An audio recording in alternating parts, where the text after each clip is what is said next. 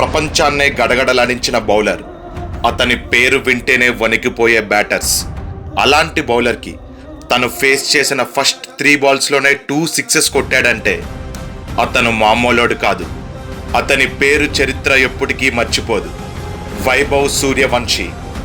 వయసు చూస్తే మొన్నే 15 ఏళ్ళు వచ్చాయి, కానీ ఆట మాత్రం ఒక రాక్షసుడిలా ఉంటుంది.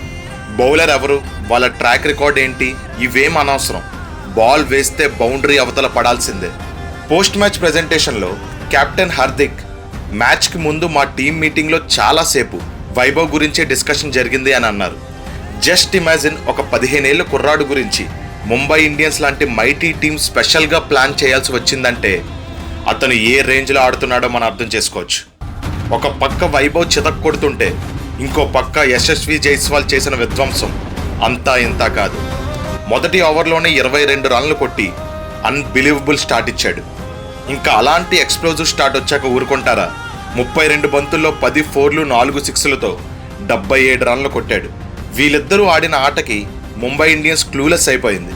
రోహిత్, సూర్య, హార్దిక్ ఫేసెస్లో ఫ్రస్ట్రేషన్ క్లియర్గా కనిపించింది.